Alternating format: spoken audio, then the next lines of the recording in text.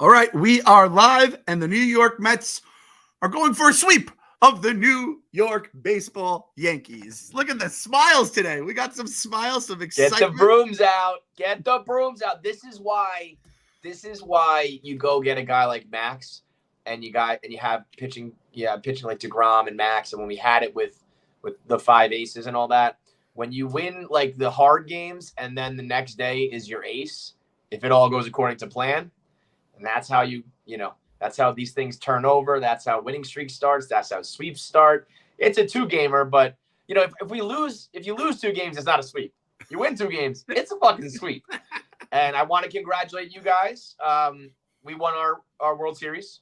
Mm-hmm. I'd rather win the World Series than lose the regular season World Series. So congrats to all the Mets fans. Yankee fans can talk about all they want, but I'd rather win it than lose it. So just a big shout out to Yankee fans and Joey Gallo.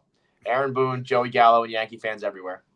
Joey Gallo, the absolute superstar. And you know what? That video of that old Yankee fan is literally play it. I've never seen this in my life. In my life. Not Andrew, no. He's going to strike out like he always fucking does. Alphonse Sadala? I don't even know what that is. Not a clue. I got to talk to this guy. We can talk to him. He won't get it. He just came home. I'm in the living room with Peter. He struck him out. What a coincidence. And he just hangs up. And then he just hangs up. I'm shocked.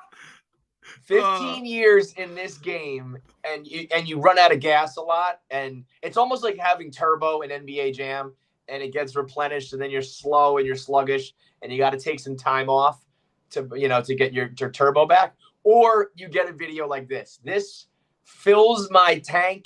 It fills my heart with joy. It's why we do it. It's why the Subway Series matters. Mm-hmm. It's why people who say the Subway Series doesn't matter are fucking liars. And putting a gabagool Yankee fan in the fucking Terror Dome like that, I mean, that's one of the worst baseball decisions of all time. There are moments in life where you have to just say, hand up, I fucked up. That's what Aaron Boone had to say. To try to say he was forcing the Mets to use Diaz and all this shit with Joey fucking Gallo. Listen, you put up a guy who strikes out every time against a guy who strikes out people every time. It was a bad decision. Buck made a bad one last week with Nito and McNeil. It happens. Do not insult my intelligence and try to spin this as some sort of managerial wizardry. Yankee fans forgot they have Aaron Boone as their manager. John Heyman had the tweet tonight. Wins cure all. So you have 65 wins, and it doesn't matter that you have Aaron Boone as your manager. You start coming back down to earth, and you're pinch hitting with Joey Gallo. It matters that you have Aaron Boone as your manager. I was like, John Heyman had the tweet tonight. It's like a pair of strikeout artists coming up. Edwin Diaz, Joey Gallo. Yeah, I was trying to figure out what. So it's the unstoppable object against like the very movable and is about to get destroyed. Not bad ending in a strikeout. It's the very movable object against the unstoppable force. Yeah. In the words of one Vincent LaGuardia Gambini, Joey Gallo's dead. Why are you bench hitting him against Edwin fucking Diaz, who murders the best hitters in baseball?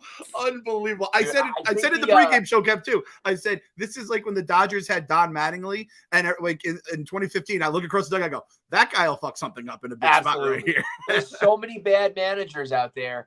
And I'm just so happy to not have one of them. And even, like I said, even Buck makes a bad call. I think the original guy who posted it on TikTok was Peter Calabrese was his name. I'm here with Peter.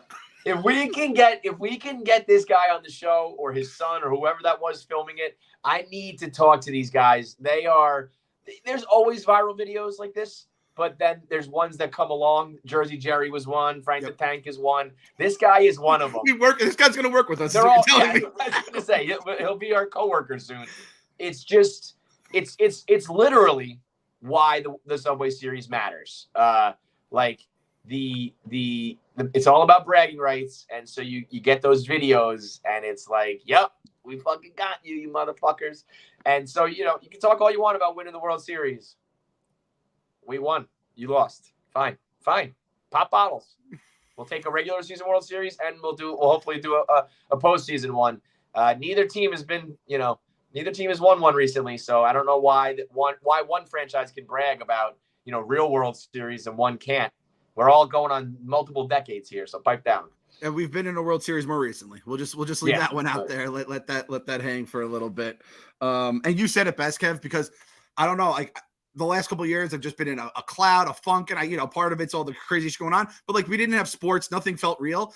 But the first moment I felt like whole again as like someone who works in sports, as a blogger, whatever you want to call this crazy shit we do these days, was the Mike Trout story. Like I was like, this is what it used to be like all the time. Just absurd shit coming out of nowhere. Then we had the Toyota Tundra alleged shitter who still has the shit of that Tundra. And now this gobbledygook Yankee fan, he's brought me life. He's basically, now I think about it, the New York version of Vindog, basically, is all he is. Yeah, so. I was gonna say he'll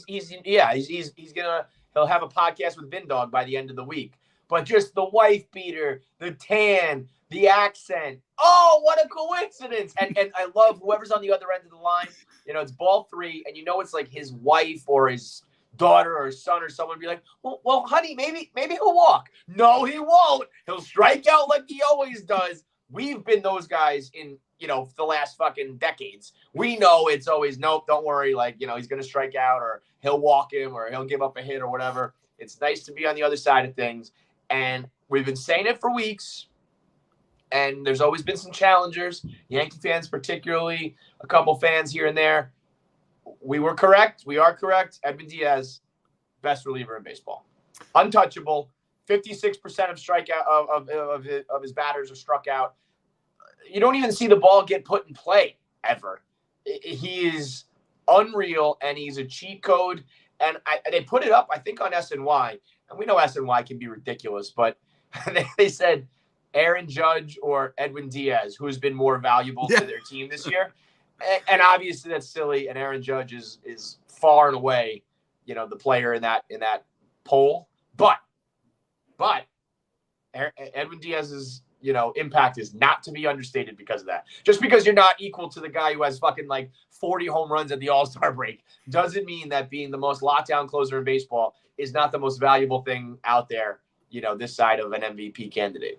This fan base and franchise. No. Yeah, especially to us. It's valuable to anybody. To a Mets fan, we've never, we dabbled K-Rod and Wagner and Benitez and Familia. When they were at their best, they were good. Never. I don't think anybody's ever been like this, right? Like, not that I can remember. I'm not as much of a stat head as you, Meek. Like, nobody's comparing to this. Familia had a good year, but not this. Familia had like now it's strikeouts saves.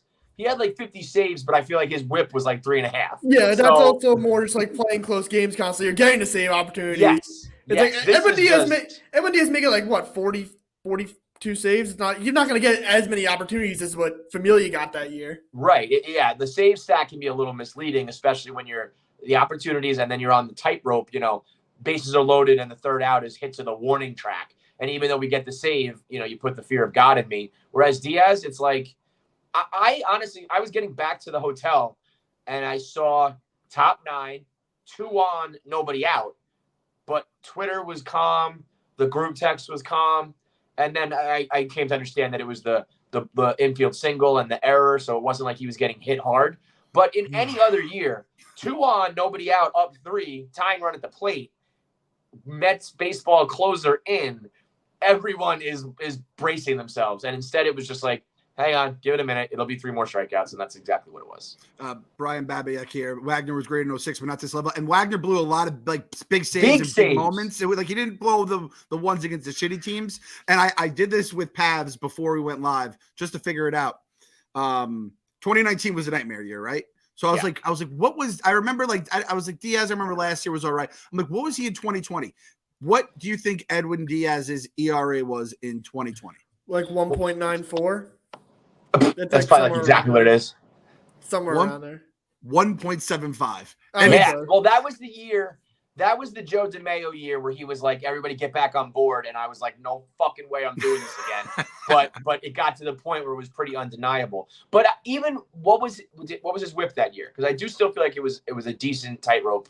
His whip was 1.25 this year. It's 0.93. So it's Yeah, not the same guy for like, sure. There was still his K per nine was close to what it is now, the 17.5 to 17.9, but clearly different. Even his advanced numbers are worse. I mean, I feel like I've never watched anything like this, but clearly we have with the strikeouts. But it's just that it's just clean innings all the time, and even if it's not, you have total confidence. I would love to hear what other hitters like. I want the beat reporters to ask some people about what it's like to face Diaz right now, because the short porch just had Mariano Rivera on, and I know it's blasphemy to invoke his name when you're talking about any other reliever, but the way guys used to talk about him, where it was just like it's coming and you can't stop it. I feel like right now it's got to be similar to that with Diaz, where it's just like can't do anything about it. Especially, I mean, Joey Gallo must have been walking up to the plate being like, "Are you fucking serious? Are you kidding me right now, Aaron Boone? You're going to try to do this? Get the fuck out of here." But I will say this about Boone.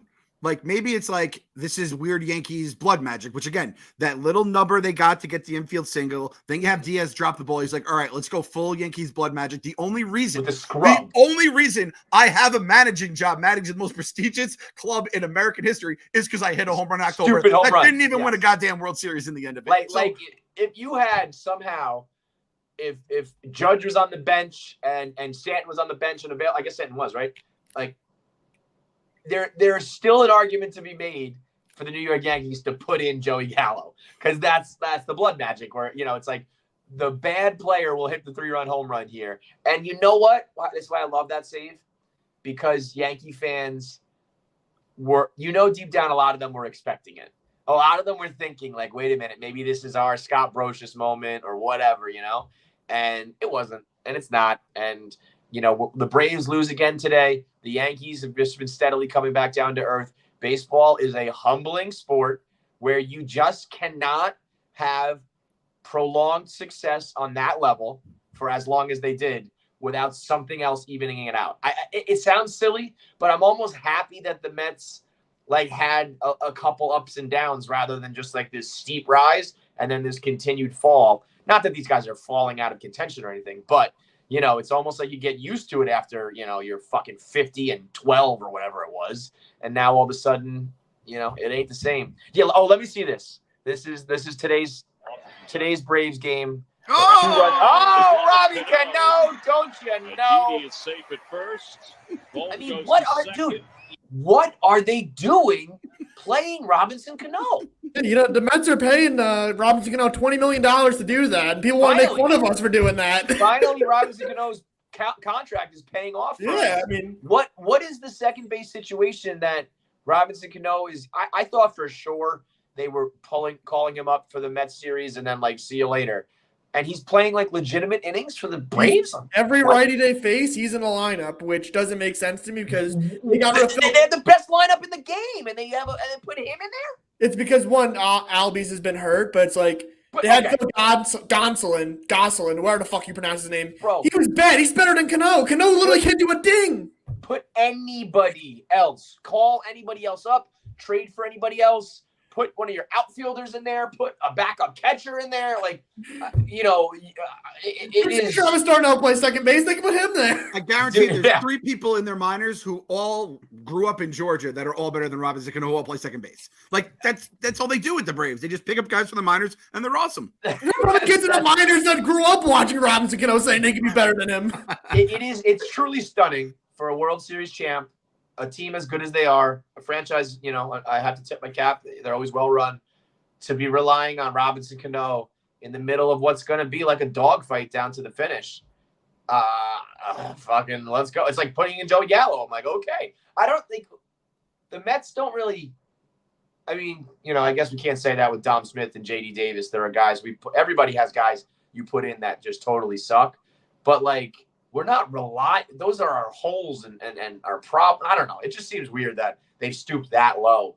The Mets at least had hope coming into the year with those guys, and they know they suck and they're going to make moves because of it. The Braves are this is their solution? That's crazy. The Braves are now 20. What does that say? The Braves are 20 and 22 against teams with a winning record, and are just 13 and 13 against the New York Metropolitans. You hate to see it. The big bad Braves, nothing but a bunch of bullies who beat up on the scrubs of the National League, and the minute they play some real competition and get punched in the nose, they fold like a house of cards. And Meek, why don't you go ahead and hit them with the number of players that have a WRC plus higher than Ronald Acuna? Go ahead, go do it to them. The Mets have 6 hitters with a WRC plus higher than Ronald Acuna. It's 6, including, 6. Go ahead, list them off. Pete Alonso, Starling Marte, Mark Canha, Jeff McNeil, Francisco Lindor. I don't know if I named them all, but yeah, basically our whole lineup. At what point, we'll see what happens this year. We'll see where the Braves end up. At what point do we start to call it the curse of Ronald Acuna? I don't know. You know, you tell me. What they won the World Series last year without him. This year, they can't even beat teams above 500, and a bunch of players on the Mets are better than this guy. I think they should get rid of him, to be honest. This is I actually left it out because I didn't see him on our list. Daniel Vogelback, higher WRC plus than Ronald Acuna, so make that 7. How about this trade deadline? We'll give you Vogelback for Acuna straight up. And we'll take your hands. Speaking of which, baseball's stupid, man. Baseball's fucking dumb, and that's why Eduardo Escobar can hit that home run.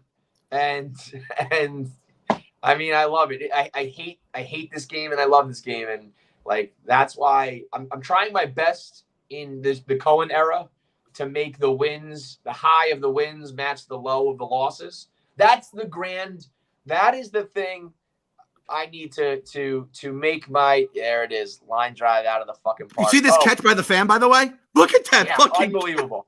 Unreal. And what is so like first years of Citi Field, that's like not even hitting the wall, right? That's like bouncing on the fucking, not even hitting the warning track. In Jeff Wilpon's ballpark, that's a double. The worst fucking ballpark of all time. Shout out to Gary Cohen getting his shot in last night. Fly ball. Would be a home run in Yankee Stadium. Easy out here. I know my mom called me telling me that Yankee fans and everyone on WFAN were freaking out about that, talking about how it's so unprofessional to be a biased announcer, as if Michael Kay doesn't literally whip his dick out and jerk off for every fucking Sia home run. Everybody does that. Unbiased announcing is a thing of the past. That's Vince Scully and everybody from the 1950s. Would it have been better if Gary Cohen did a John Sterling and did that ball is high, it is far, it is gone. Why is he going back to the dugout? If Gary goes ahead and pulls that next, that might be even better than the Mickey Mouse ballpark comment. But what I was saying, I said this earlier this year. My destiny and the mark I leave on this world is going to be trying to convert Mets fans to stop being Fleming's lemmings, and that what that means is enjoying the wins as much as you suffer the losses. And I know that's hard, but this right here from Frank, A, is fucking hysterical. Absolutely laugh out loud funny, internet villain behavior. But B, it's also fucking so lame because you can tell that guys like Frank, literally, when something good happens, they do not get excited. They do not get happy. But if you haven't seen this clip yet, this is All-Timer by Frank Fleming. All right, I'll play it now.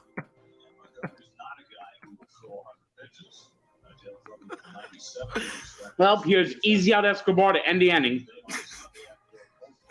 That chewing is outrageous by Frank, too. It's just We'll talk about it in a second. Easy out Escobar. You can't hit anything at all. Easy out Escobar. You're the worst player in the lineup by far.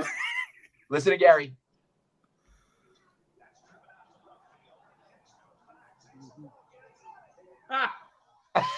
I love that laugh with the stuff in the mouth. You can hear in the background the home run. And then the laugh. You see, the reverse jinx does work sometimes. Yeah. Fuck you, Frank. Fuck okay. that. All right. So let's run through this whole video. Let's run through the whole thing. First of all, God love Frank. The glasses, the chewing, the apparently that's a song from Jesus Christ Superstar. I don't know those songs, yeah, it's a banger. Okay, yeah. So that's a Jesus Christ Superstar remix. He's got the lyrics on deck, stuff in his face with the fucking Doritos. You can faintly hear Gary like, there's a drive to left field. It's out of here. And then that laugh, that It's like a video game laugh, like a villain from like 8-bit, Nintendo, an 8-bit video game. where like King Hippo or whatever was just like ha ha ha ha. Sort of Papinski. Yes, exactly that. And I love all that. And these are the moments where, as much as I hate Frank, I recognize that if you take a step back and you're not as invested like an idiot like I am, it's actually very funny entertainment on the surface level. When you get in the weeds, it's infuriating. But this is undeniably funny. But the reverse jinx is the biggest cop-out in all of sports. If you call it, if you say, I'm trying to reverse the mojo here, I'm gonna, if you call it, then by all means, I still got some superstition in me. If you say it ahead of time, you deserve all the credit in the world. Afterwards, it's nothing but a cop-out, and Frank does it like 10 times a week now. And sometimes, so it's like, so 2 of the 1,800 times you said something bad was going to happen. Oh, that's what it counts. But the other times, you knew it wasn't going to work. It drives me nuts. I do have to give a shout-out to Frank the Yank. The Twitter account that is a Yankees version of Frank Fleming. He's got some great nicknames. Joey Gallo for 119 and IK Feeble. Very, very funny. Whoever that is, shout out to you. Maybe we can get him on the show as well. Anybody who takes the time to create, it's not like one of us, is it? No, I think it's a rando guy from Long Island, because I think he's the inverse of Frank. He talks always about the Long Island Railroad being fucked up. Frank retweeted him last night, and it was like the Spider-Man meme. I'm like, I don't know what's happening. I don't know what's real and fake anymore. I want anybody who takes the time to create an account, to know all the nicknames, to live tweet the games. Like, I love you, man. You are. Mets Twitter is the most toxic place, but it's also got some of the fucking gems. Meek, we had Mets 2128 on last night. Not his best appearance, I'll be honest. But he's in the chat right now. What's up, Mets 2128? What up, man? Usually you bring the heat. I'm not trying to kind of rag on you, but I was expecting some more fireworks for a come from behind Subway Series win. But I just want to say on the whole, you guys are with me, like. Yankee fans, we know the game they play. We don't care about the Mets. The Subway Series doesn't mean anything to us. But it always has and always will mean something. Like, some years more than others. But when the Mets and the Yankees play, I always get nervous. I always get excited. It always means more. And anybody who says it doesn't, it's like, then you're not really one of us. You're not one of our, you're not one of the real fans of either team. Yeah, I like during the season, at least this season, I've been able to put the Yankees out of mind because they've just been so fucking good. It's like like fighting the sun, right? You're just not going to win that fight. But at the same point, like, you can't like say that your butthole isn't clenched the whole time and you're throwing shit out. You're trolling a little bit. We all throw our troll on during the Yankee series because we know if it's going to come back at us if our team loses. It started last night from the first fucking inning when those 2 goddamn home runs went out, and then it's just been back and forth ever since. So, and if it doesn't, then either like I said, you're just not like a weirdo. And that's probably a better thing. Don't get me wrong. You're normal. You're a normal person. You're a normal human. Or B, you don't have like people in your life that you didn't grow up in the darkness. Yeah, right. Like, you don't have friends who are texting you, talking shit, and coworkers who are gonna, rag on you and shit like that. So you probably live a normal, healthy life, but just don't tell me it doesn't mean anything. It might not mean anything to you, but to the majority of us here in New York, it's still, it means a lot. And Yankee fans, I get it. I remember trying to play this card in 2006 with the Phillies when the Mets were still, and no, it was really like 2007. The Mets were coming off the NLCS, but we fully expected to be back there and be good. And the Phillies had something cooking, and they were getting cocky. But well before September, I remember being like, you guys, and I have a lot of friends from Philadelphia, so I was like, you guys, like, we're not even thinking about you. You're not even on our radar. Like, maybe the Braves are a rival, but like, we're on to figuring out, who we're going to play in the AL for the World Series. But in the back of my head, I was like, fuck, these guys are looking good. Like, they're coming, and that's what the Yankees fans do. And that's the game they play. And then the people who take debate about, the World Series, it's like, my mentions are a dumpster fire of gabagool versus Mets nerds just arguing, back and forth. And it's like, just take it. All right, we got the World Series. We won the World Series, guys. Congratulations. I know that it burns the Yankees that we didn't. They can say whatever they want. We know the truth. Uncle Stevie might put a banner up. I wouldn't put it past him. Put it next to. I know everyone gets mad about the 2016 banner for the wild card appearance, but I wouldn't put it past Uncle Stevie just to be a dick, just to do that. Now tonight, I wish I had the advanced analytics. I'll reach out to my source. I have sources as well. We have to see what the fucking zodiac juju is for when a person like Max Scherzer is pitching on his 38th birthday. His literal birthday today? Today is his literal birthday. Happy 28th birthday, Max Scherzer. Dude, I can't. I've never been able. One of the hardest things about getting old, when you're a sports fan, the first time, and it happens when you're pretty young, but like when LeBron James was 18, I was like 18. It was almost like, yeah. I'm like, this guy is doing this right now, and I'm doing that. And then when you get older and you realize, if I were to talk to some of these superstars, they would treat me like an old man, like they are a kid compared to me. But Max Scherzer is a mind fuck. The fact that we're the same age, I'll turn 38 in March. Like, I would think of Max Scherzer as older than me for sure. And the fact that he is the same age, I don't know, man. He's an ageless wonder. And I know it's a lot because of how his early career, his arm wasn't, as many miles on that arm, but the fact that he's still out there doing it the way he is and hasn't had to shift, like when Pedro kind of became a contact pitcher and became crafty and shit, Max is still, gassing motherfuckers. He's hitting the over every night on strikeouts. That's why we do have that parlay up, right, Clem? Yep, I'm going to put that up right now. Again, I've talked to Aunt Mary, see if you're better on your birthday and see what the Zodiac says about that. But we got our the Mad Polar Bear right here. Max Scherzer, this is only on the Barstool Sportsbook. A little boost for you boys from 675 to 750. Max Scherzer over 7.5 strikeouts. Pete Alonso hit a home run. Pete is on fucking fire right now. And these games, he always steps it up. And then obviously the Mets to win against Domingo Germán. I feel like, when we do these parlays and include a home run, of course, that's a long shot. That's why you get these good odds. But over on the runs right now, I'll take it. Over 7.5, I almost feel like Max is a lock every time. And I know, calling the home run is not easy, but Pete is locked the fuck in. And it feels like, almost it's due against a bad pitcher. This is a solid parlay to play, boys. These are the kind of things I do every time, and I'll usually get to like 300, 350. I'll do a hit or whatever. Yeah. But at this point with Pete was, Gary said last night, they're like, or it might have been Keith. He was like, Pete's on fire right now. 3 for 3. Yeah, like we could have done Pete with a hit, and like you said, be like plus 400. But it's Subway Series. He's dialed in. That double last night it turns into a home run tonight, and you get big money. So let's go all in. We're kind of playing with house money as far as Yep. We're facing it's Domingo Germán versus Max Scherzer. It's a game you gotta win. You gotta win it. Especially Braves. The Braves have lost. So if we win tonight, we'll be 3.5 again. 3 out. 3. Just 3 full games up. 3 games, but it'll be 4 in the loss column. So that's all that really matters to me.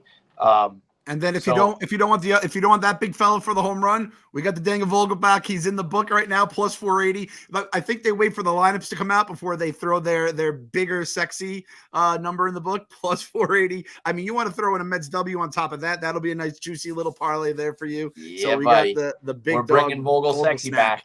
Yep. Vogel snack, Vogel sexy back. There's a lot of nicknames that are going to come out of this guy, and he hasn't had his moment yet. He hasn't looked great yet, but it's coming because this team is different and their acquisitions are going to matter. You know what's funny? Even during the bad years, the Mets deadline, while it's been very frustrating over the years because of we didn't go after the big names, the Kelly Johnson, Dark Sexy, those were, the Cespedes acquisition and the Conforto call up were obviously the talk of the team, but those other acquisitions were really the ones that kind of put us over the top. So be on the lookout for Vogelsnack to be be what we needed him to be. Now, right now it's 5:00 your time. 5:30. Yep, 5:30. 5:30 your time. Craig Carton apparently was on the Fan today, spouting off about a 5:45 announcement that the Yankees have a deal with Soto, that they sent the farm, and that they're announcing it today. I can't imagine this is true because at this point, There's plenty more insiders that would have known something's going on. No one is talking about it. But I would be lying if I didn't say that, like, I'm a little bit, it's like Y2K. Like, I'm pretty sure when midnight strikes, the world's not going to end. But it's a weird thing for Carton to make up.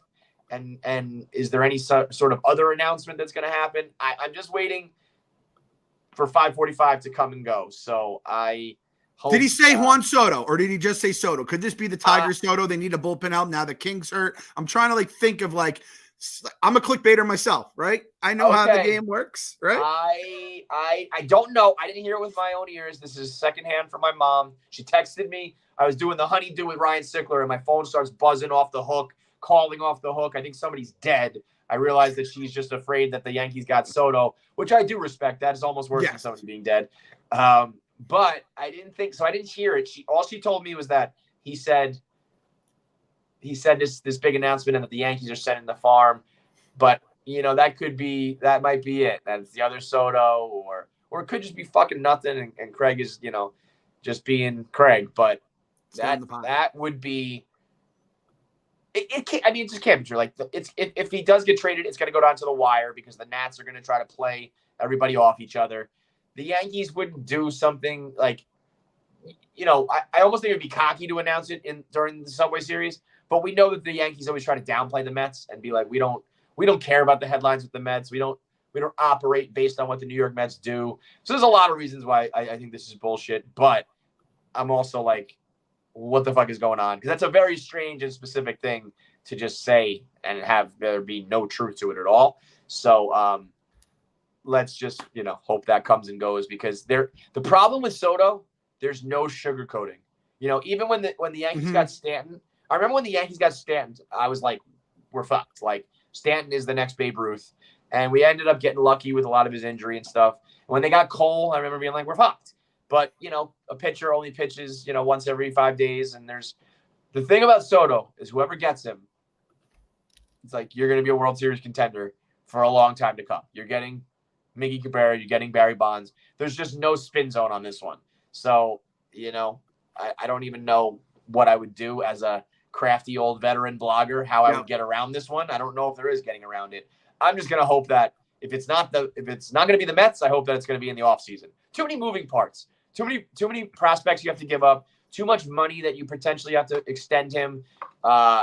It's just too hard to figure out in a shortened 2-week span. So I'm hoping that cooler heads prevail and they just say, let's do this in the offseason. I don't need anybody getting Juan Soto right now. Let's just play out this year as is with normal trade acquisitions. Yeah, I'm with you 100%. Also kind of think of it like, I think I read somewhere that the Nats still had one more offer to give him. And I'm like, let's just make that offer on August 3rd. So we just, how about that? How about, they don't need to do it right fucking now, and the Yankees, the thing about the Yankees that I really think is the issue, if you go get Soto, that means in the middle of this World Series run, you're signaling to Aaron Judge, goodbye.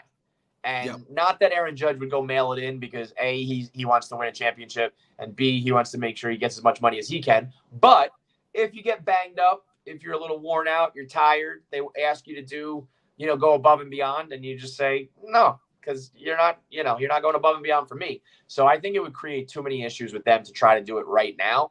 But that's my spin zone. I'm doing pre-spin zone in case, and if it does happen, I won't have anything to say. I'll just go dark on Twitter. I'll hide here in my hotel robe and just pretend like it didn't happen. The stand stuff we were able to talk ourselves into in terms of the injuries, the strikeouts, all that. There's really none of that with Soto. He's so fucking Soto. good, and he's so much younger too, and he's not even making the money yet. So that would suck. However, Kev, we know our big acquisition, the biggest acquisition we can make, unless we get a Juan Soto or an Ohtani, would be Jacob deGrom. Pitched not great today, not Jacob deGrom level, but it was a bullpen day technically, and he was mid-90s, which means like, oh my God. Most people, it's like, oh, he's hitting 96 on the gun. It's like, oh my God, he's hitting 96 on the gun. Mid-90s is like 10 miles per hour off his max. I've been the pessimistic one on this one. I've been telling you guys for how many months to just not even let yourself get your hopes up. And then what did I do, Clem? What did I do? I broke my own fucking rule. Just this past week, 10 days, people started being like, Jake he's soft and he doesn't pitch through pain and, like starting to turn on him. And I was like, fuck all you guys. He's coming and he's going to shit down your throats. And I let that hope creep in my head. And as soon as it happens, he has this outing that is an absolute disaster, but was also seen smiling in the dugout afterwards, correct? Yep. So just put it up. That, there's a lot of weird shit that goes on in rehab starts. You try out new pitches.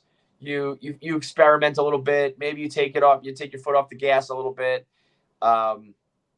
The first couple were like 10 up, 10 down with 10 strikeouts sort of shit. So that's a little concerning that he has blown him away. What was the guy's name? It was like Beckett Wilson. Brewer. I saw Joe DeMayo. I go, Joe, did you make up this fucking name just to like throw people into a panic? It sounds like a straight up made up name. It does. It sounds like some of those guys from the Nationals that are just make a player names.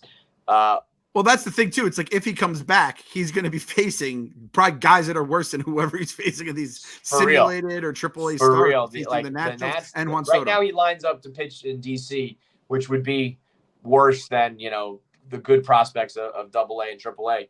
I think the smile is a huge relief. Like if he walked right to the clubhouse, I would have been terrified. I haven't seen it. We probably should have some post-game quotes by now, right? Has he said anything? I haven't seen anything yet. Brewer Hicklin was his name. Brewer Hicklin. That is either a made-up name or he's the next Mike Trout, and we just don't know it yet. Like Brewer, my name is Brewer Hicklin, and I hit balls a country mile. But to see velocity down and to see home runs given up and several runs in a 2-inning appearance, not what you want coming out of your final. He's going to do one more, right? Or no? His next no. His next. Well, I mean, it's against the Nationals, so I guess it's technically ramping up for big league competition. If everything's all good, his next one is a professional start. Yep. So that's not what you like to see in your final rehab start. But again, he is a guy who I do think he's a little psychosomatic now. Like I think a little bit of a hypochondriac, and how could you not be? He's had a lot of weird injuries. And probably has had times where he said, oh, that's just a little ache.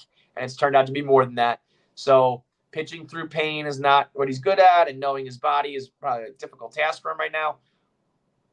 So I would think if something was wrong, he'd be like, oh, fuck. To just run out and be smiling, I don't know. Baseball's weird. Maybe they got lucky and maybe he's just mailing it in. But I would love for him. It would be great if he could just throw some water on the fire and say like, hey guys, I'm good. Don't let this thing get out of control where we start to worry and make up and spiral. If he could just say, I was doing this, I was doing that. It didn't work out. It's all good. I would be very, very happy. Yeah, his pitch count was 75. He hit 67, and I saw, who is it, Healy and Joe DeMayo going back and forth being like, they're not going to just have him start a batter and then go, they're like, all right, 67, you're done, Jake. We'll see how you feel tomorrow, which obviously would shake up the ground is always the most important thing. And I said on the record, I was your sponsor. I saw you were reaching out, and I said, if Epler trades for Shohei Ohtani, that's how I'll know Jake isn't coming back, because that's what he needs to do. And I'll tell you, there was someone, I missed the person who tweeted it. They had a great point. They're like, there's 3 options what they do with Ohtani. 1, they resign him to a massive, massive deal when they already have Trout and Rendon on the books, right? That's the first thing. Second is they keep him to free agency, then lose him and get like a 2nd-round pick essentially for him. Or 3, they trade him and get a haul. It almost feels like they're going to have to trade Ohtani sooner or later. I don't think Artie Moreno will allow him to get traded to Steve Cohen because he's a fucking loser out in Anaheim who wishes he was Steve Cohen. However, this Mike Trout news, and we'll wrap up with this. Did you see the Trout news? Dude, I was going to say, you know what they might need to do is unload a potential albatross contract, because we've seen this before. Mike Trout has a very rare and incurable, manageable but incurable back disorder. We know this better than anybody. It was spinal stenosis for us, 2 words that send a chill down my spine every time I hear it. The only person in the world I've ever heard of that had it. We baseball fans in New York have seen it with Mattingly and then DW. Let's take him. Let's trade for Mike Trout. The Angels need to. They can't worry about this. They can't worry about 10 more years at $40 million a year with a potentially bad back. Steve Cohen can take that risk. Let's go get Mike Trout, and we'll deal with the Costa vertebral dysfunction. the T5. T4, not a problem. T6, T5, fine. But T5, it's all like Terminal 5. Whatever the fuck, that's some JetBlue shit right there. That is fucking no bueno. it's a shitty fucking headline. It's also like one that, with David, it was similar. David Wright was getting shots. He was having discomfort, and that didn't work, and this didn't work, and it leads you down the road of like, well, then it's got to be something weird. Very rarely do you hear this, and then it's like, but it wasn't a big deal, right? Yeah. I mean, how many times have you heard somebody when they diagnose it? There's been plenty of guys who have bad backs and play through it, but once it gets diagnosed as a rare disorder, and you got to play out your years, it's usually not good. And I mean, we kind of saw it with Pujols. Pujols like legacy falling a little bit short. I think was more based on he's older than we thought he was.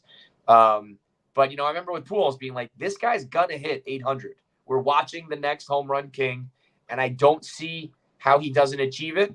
And it didn't happen for him. And for if that happens to Mike Trout, I mean, it would be stunning. And I know anybody can get injured, but I feel like it would be really like stunning if it was Mike Trout. He just ends up being kids, let me tell you about a guy who was really the best player of all time, and it just kind of fell apart for him. So I said we trade for him. It's almost like Mickey Mantle, right? Where it's like what he could have been if Joe D didn't fucking sewer his ass and let his knee explode on the ground. Yeah, and right. There'll be a story that do his autopsy years from now and be like, Mike Trout, like he would have hit 9,000 home runs if the way he had some birth defect and it caused this fucking. Maybe that's the only reason why he can hit the way he can hit, because you just watch Mike Trout and you're like, how can no one else do this? He just does it so much better than anybody else. It's never made sense to me. When you watch like Vlad Guerrero's swing, you're like, wow, that's like I've never seen something like a bat like that. Gary Sheffield, even some of the fast hands of these young guys, you can see a difference. Mike Trout, there's nothing spectacular about anything. He's not too tall, he's not too short, he's not too fast, he's not too slow. He's just like average, but insanely not average, all in the middle there. I live right where Trout is from. There's a lot of news and freaking weird stuff around here, so not surprising. Yes, weird problems. Okay, like I don't know what that means, but okay. I feel like that's like near Philly, right? He's like a Philly guy, Melville, New Jersey, or whatever. Maybe there's some like weird shit in the water there, and that just made him. He's talking where he lives in Philly, or he's talking where he lives in L.A.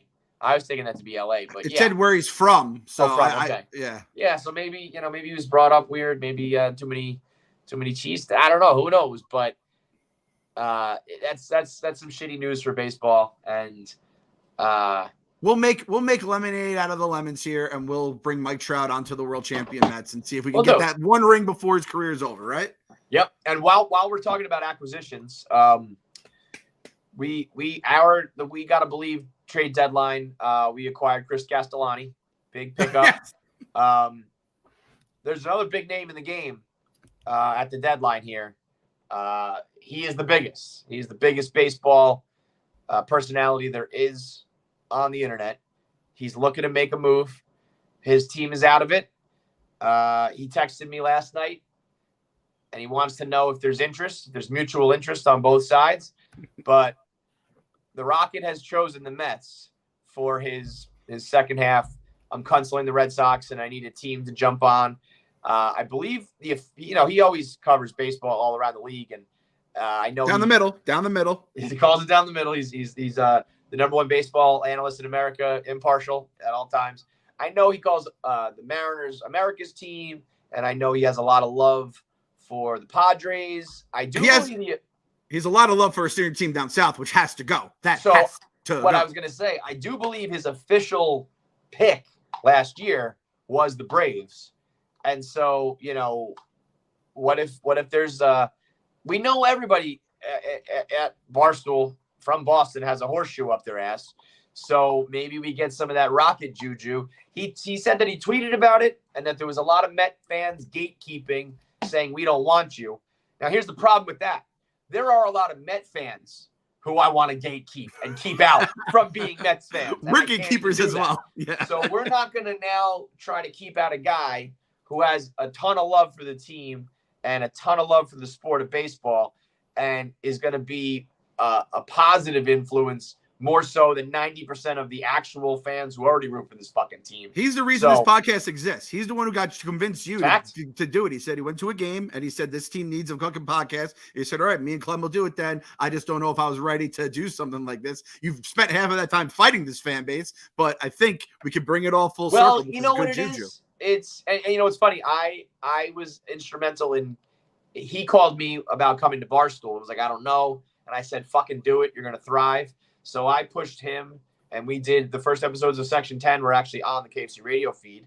And then he returns the favor and pushes us to do this one.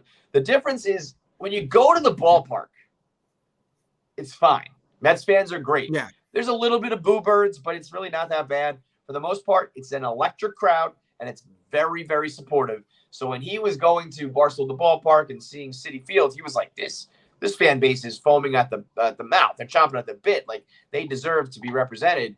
So that's the Mets fans that he knows and loves. And those are the fans that reciprocated. It's probably the Flemings Lemmings that are trying to gatekeep and say, we don't want you. So, I got a text from my mom. Some bullshit about the fan and the Yankees. Thank God. So whatever Carton was teasing, it was, let me see. My mom says, I think I'm going to throw up. Phew. You have been hoodwinked, bamboozled, run amok, and flat out deceived by a radio host and Craig Carton. Don't let it happen again, Kevin. Don't let it happen. I'm sure it was, I could just hear Craig's weaselly voice being like, what do you mean? What do you mean, Spank? I told you it was going to be an announcement. I got they did. I saw earlier in the day that they had re-signed they're going to be the official Yankees station for a while, which, by the way, that pisses me off to this day because we lost a let's go Mets, and they still have it on CBS now, but they don't have the CBS, and they have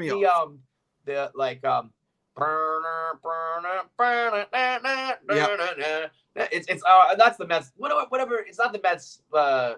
Meet the Mets jingle. It's the WFAO with those horns. Yeah. And then all of a sudden you hear fucking John Sterling's voice, and it's like they should have, when they switched, they should have overhauled all of that. It's painful to hear that. Yeah. So my mom, an extension with WFA and the Yankees. My mom says, "Who cares?" in caps lock. I wonder if this was a game of telephone and my mom misheard, or because she said that Craig said something to the effect of the Yankees are emptying the farm. I don't know. The click burglar. The Carton burglar strikes, but thank God. Anyway, I was saying about Jared, I will put this up to a vote because no one man is greater than the team here. But I vote to let Rocket in on the the Mets, the Mets run here. What do you think? No, I'm in. I hate gatekeeping from fans. I do think you could yell at fans you think they're being too positive, or even too negative or too positive. If you think people, I get yelled at too when I'm being too positive around here, which is fine. But I personally vote for Rocket. People in the chat, you let us know. Rocket. Do we allow him with open arms as long as he puts aside his Braves love? I can welcome in the Rocket with open arms. I was supposed to be on a Knicks podcast that I really like earlier in the last year, and I was not allowed on because there was apparently this whole Bing Bong thing, which drove me fucking crazy, and everyone was gatekeeping Bing Bong from other Knicks fans, and I just find that shit fucking disgusting. So I am 100% open in arms. Let the Rocket in. Jared, let the Rocket fly. Let the Rocket fly. Blast off 3, 2, 1. Anybody?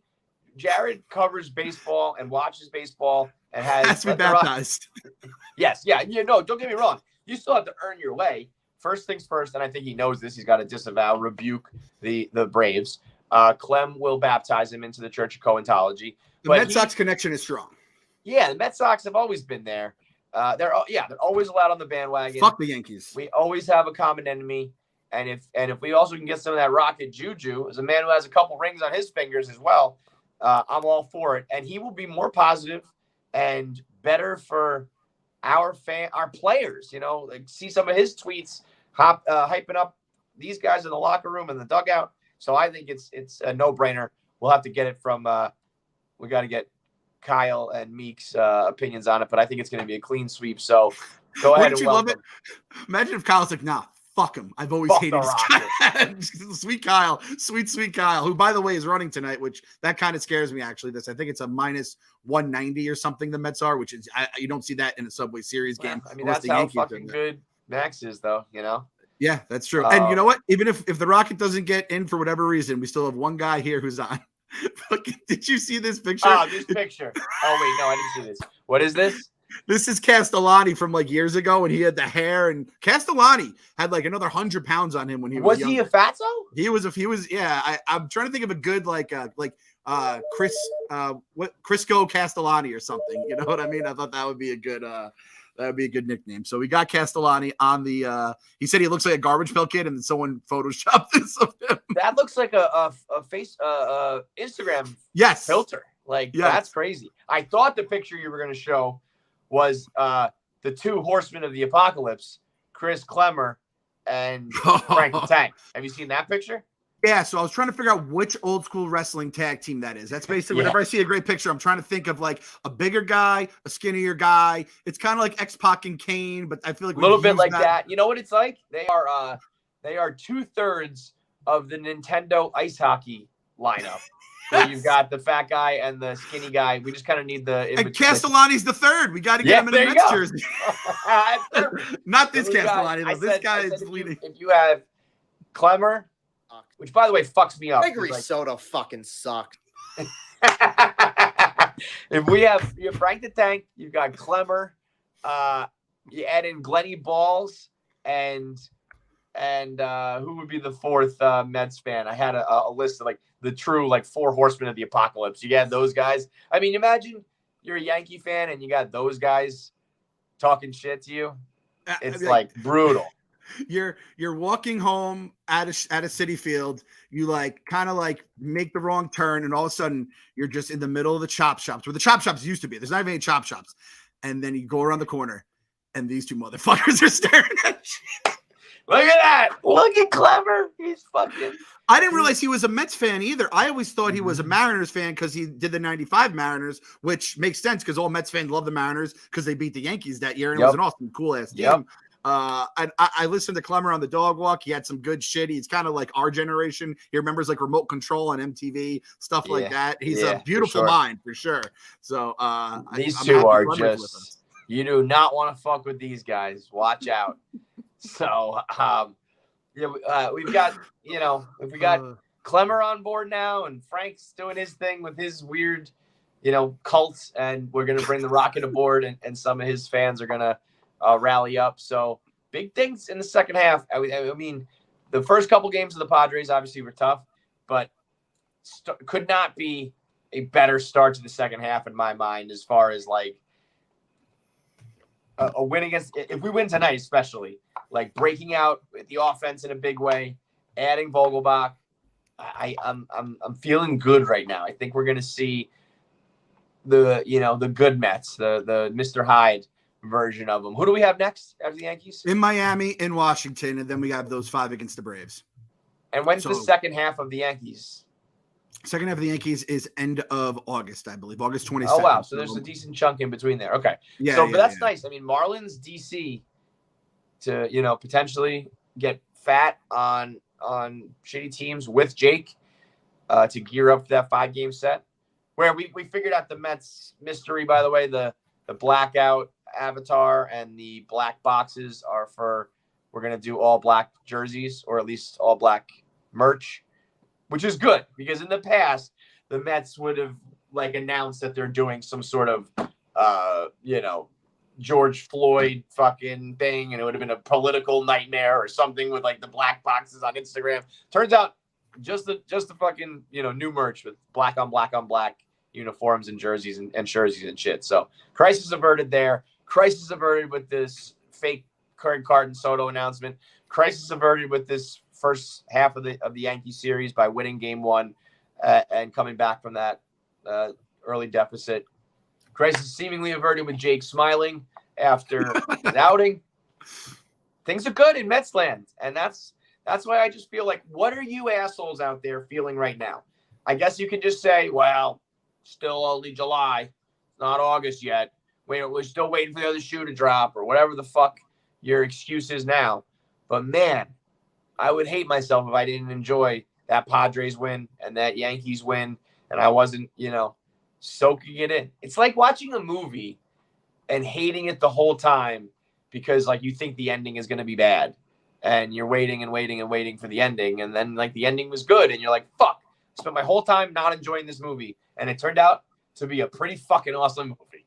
I went into Infinity War not expecting much because I just thought it was way too big of a sprawling movie. And I didn't really follow it as closely, all the Marvel shit, as I do now. And I remember going in, and then when I saw it, I was like, that was like the greatest thing I've ever seen. And I couldn't imagine, like, from the first scene on, I was like, holy shit. Like, it had me gripped. It had its fucking claws around me. If I was like, for the first time, like, it's going to screw it up. They're going to screw it up. I would have killed myself. Now, of course, to play devil's advocate, it would be like if you went to see a director's movie and the last 30 fucking years, the director put out shitty movies. So, I do understand. True. I just want to make it clear. I know I've done this a million times, but like, I had a couple like long-term followers be like, fuck you, man. You used to be this guy and you're being hypocritical. And I just don't know how you can't understand the difference between ownership and management and the players on the field, actually good players. And also what winning and losing means. Back in the day, winning games meant the Wilpons put their wallets away and say, hey, we're good enough. We don't need to make any moves. Winning now means let's put their pedal to the metal. So you can celebrate the wins and not worry about the bad ramifications. And the losses is when you need to be supportive and help the team and have their backs. And I just don't understand how fans can't get that through their head. But, like I said, it's the cross I bear. And I if you guys like, if the wins don't mean it, if you're not going to listen to us at that, just remember, we have turned the tides to the point where we now have Frank the Yank Fleming that you mentioned earlier. Second night in a row, the LIRR sucks. This app is trash. So we have like turned our biggest negative. We have basically flipped the juju on it to the point where we now have a poser Frank the Tank, as Frank the Crank. Our Frank is no longer allowed to tweet. He's doing his live streams on 100%. Twitter. And I couldn't even have planned this out if I tried. But I got to just do this. There was this was last night from Frank the Yank. Frank the Yank, he threw up a fucking nice looking sandwich here like our boy Frank did. And Frank the Tank Fleming, our guy, just threw this one up right now. It's absolutely incredible. We straight up have Frank the Tank just basically being exactly like Frank the Yank Fleming. We just have sandwiches going up. So listen, if you can't take the Mets winning, the Yankees losing, the Braves losing today as just things that make you happy, just realize our biggest negative, we have fucking flipped the juju on that. And at the end of the day, gotta believe.